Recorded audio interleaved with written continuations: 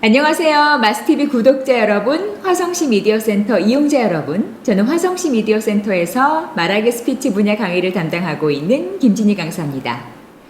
먼저 우리말 산책 본격적으로 들어가기 앞서서 퀴즈부터 내볼게요. 어떤 의미인지 한번 맞춰보세요.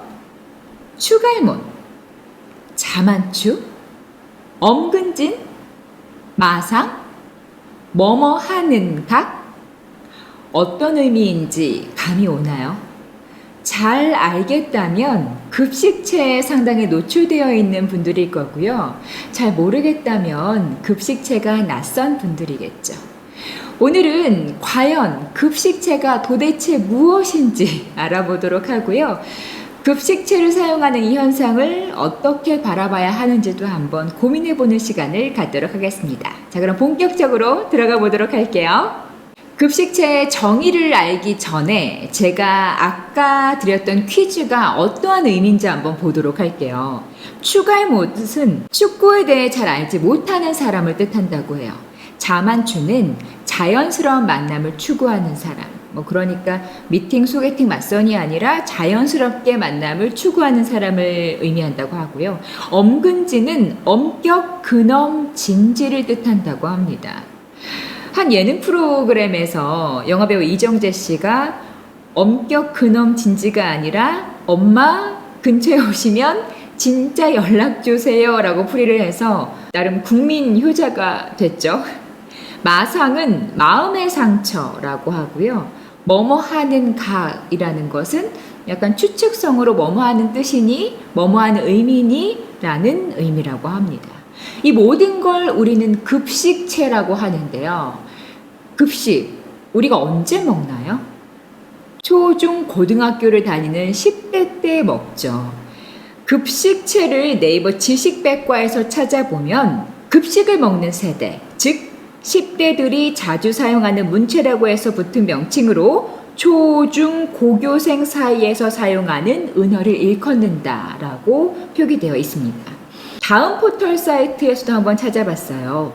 주로 청소년들 사이에서 유행하는 말하기 방식을 비유적으로 이르는 말이다. 예를 들어 의미적으로는 관련이 없지만 발음이 비슷한 단어를 연이어 쓴다거나 초성만 사용해서 말하는 방식 따위가 있다라고 나옵니다.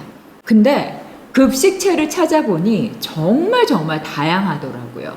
제가 여러 가지로 한번 분석을 해봤거든요. 먼저 첫 번째는요. 초성이나 축약어를 사용하는 경우입니다. 예를 들어 추갈못이 뭐였었나요? 축구에 대해 잘 알지 못하는 사람. 치알못이라는 것도 있대요. 치킨에 대해 잘 알지 못하는 사람. 네, 처음 들어봅니다.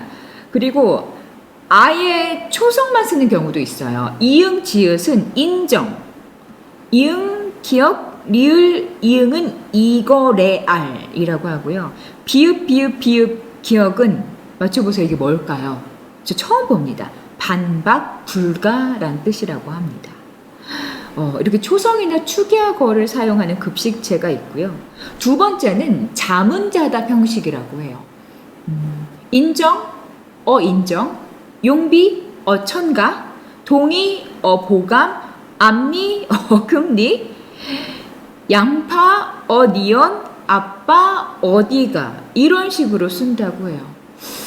이게 재미로 쓰는 것 같은데 어떠세요? 보는 여러분들은 재미가 있으신가요?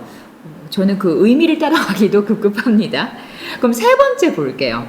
비슷한 발음의 단어를 나열하는 경우가 있다고 합니다. 이건 정말 그 말 그대로 즐기기 위한 언어 유희라는 생각이 들었던 게요. 제가 찾아봤는데 이게 어떤 의미인지를 모르겠더라고요. 제가 한번 그냥 쭉 읽어볼게요. 아리랑 고개를 넘어서 새가 지저귀는 기저귀는 학이 쓰인 부분이고요. 오지고요, 지리고요, 고요하지 않은 마음이고요. 에바, 참치, 꽁치, 김치, 자갈치, 가문의 수치. 어디서 나온 의미인지, 이게 누가 만든 건지, 어떠한 상황에서 쓰는 건지 10대가 아닌 저로서는 상당히 이해하기 힘든 부분입니다. 아마 이걸 보고 있는 10대가 있다면 여러분들은 잘 이해하고 계신가요? 자, 그리고 네 번째는요, 온라인 게임이나 1인 방송의 유행어로 사용하는 경우가 있다고 합니다. 뭐 예를 들어서 형님들 팩트 체크 해주시고요, 오지고요 지리고요, 이번에는 인정하는 각입니다. 뭐 이런 식으로 같이 뭐 소통을 하면서 급식체를 활용을 하고 있다라고도 해요. 이 정도로 정리를 할 수가 있는데요. 예전에 제가 학교 다니던 시절에 뭐 초딩, 왕따, 뭐 크크크크, 킹? 이 정도를 썼던 저로서는 너무 옛날 이야기인가요? 이 정도를 썼던 저로서는 사실 급식체가 생소하고 낯설 수밖에 없어요. 하지만 이런 것 제가 쭉 한번 정리를 해보니까 저도 인식하고 있진 않았지만 상당히 많이 보고 들었던 내용이 많더라고요. 특히 인터넷이나 SNS 상에서 말이죠. 그럼 여러분들께 질문을 다시 한번 던져볼게요. 어떠세요? 급식체 활용 쓰실 건가요? 안 쓰실 것인가요? 급식체 활용에 대해서 긍정적인가요? 부정적인가요? 이 급식체 활용에 대해서는 많은 학자들의 의견 또한 분분합니다. 먼저 자연스러운 문화 현상으로 보는 시각도 있고요. 아니다, 절대 사용하면 안 된다라고 보는 부정적인 시각도 있는데요. 먼저 긍정적인 시각의 이유를 좀 보면은요. 줄임말은 세계적 트렌드라는 겁니다.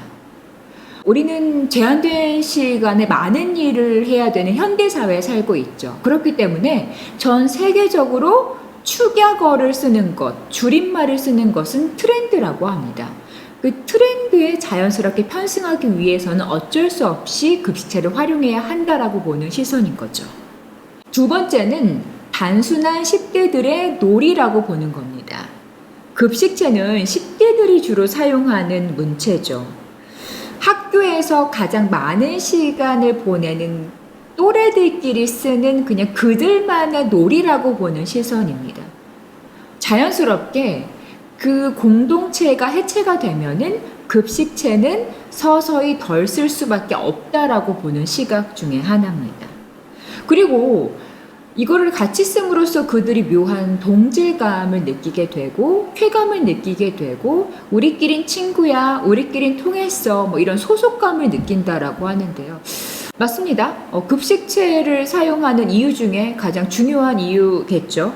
그래서 이렇게 찬성하는 사람들은 급식체라는 것 자체가 일시적인 유행이기 때문에 크게 신경 쓸 필요가 없다. 그리고 잘못된 급식체는 서서히 줄어들 것이다. 라고 편하게 조금 가볍게 보는 시선이 많습니다.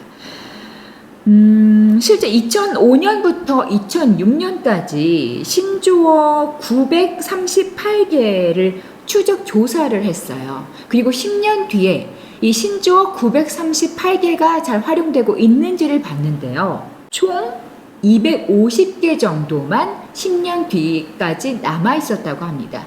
이 말인 즉슨 10개 중에 7개의 신조어는 사라졌다라는 의미인데요. 그렇기 때문에 급식체를 긍정적으로 바라보는 언어학자들은 우리가 잘 활용하지 않는, 그러니까 바람직하지 않은 급식체는 서서히 사라질 것이다 라고 보는 조금 편한 시선이 많습니다. 반면 부정적으로 바라보는 시선도 분명히 있습니다. 먼저 첫 번째로는 오직 재미만을 추구하는 것은 언어로서 가치가 없다라고 보는 겁니다.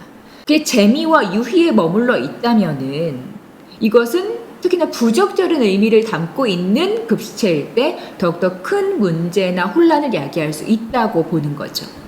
두 번째는 왜곡된 언어가 진실된 언어라고 착각하는 10대들 때문에 문제가 될 수 있다라고 얘기를 하는데요. 예를 들어서 어의 없다가 아니라 어이 없다가 표준어인 거 아시죠? 근데 10대들은 급식체를 통해서 어의 없다라고 그게 표준어인지 알고 쓰는 사람들도 많다고 하고요. 병이 낫다 할 때는 나에다 시옷인데 이것을 히읗으로 써서 이게 히읗인 줄 알고 그냥 계속 쓰는 친구들이 많다고 합니다. 사실은 언어라는 것, 말하기라는 것은 습관이기 때문에 우리가 10대 때 고치지 않으면은 그것을 계속해서 잘못 활용하고 있을 수가 있다는 거죠. 그렇기 때문에 우리 언어 습관 그리고 언어 교육을 위해서도 이 급식체는 사라져야 한다라고 보는 부정적인 시각도 적지 않습니다.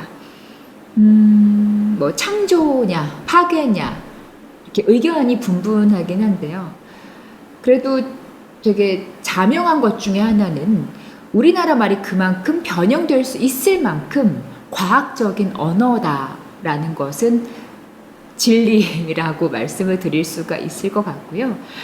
사실은 급식체를 보는 시선이 이렇게 두 갈래로 나뉘기 때문에 여러분들의 말하기가 어떠한지 한번 생각을 해보시면 좋을 것 같아요. 급식체를 쓰는 내 자신의 모습이 썩 괜찮아 보인다면 쓰시면 되는 거고요. 급식체를 쓰는 내 모습이 썩 바람직해 보이지 않는다, 유쾌해 보이지 않는다면은 쓰지 않는 편이 맞겠죠. 급식체를 쓰는 것, 네, 급식체 활용, 여러분들이 어떻게 보시는지 이번 시간을 통해서 한번 곰곰이 나의 언어 습관을 돌이켜보는 아주 유익한 시간이 되었길 바랍니다. 마스TV 우리말 산책, 오늘은 급식체에 대해서 알아봤는데요. 다음 시간에 또 뵙도록 하겠습니다. 구독, 좋아요 꼭 눌러주세요.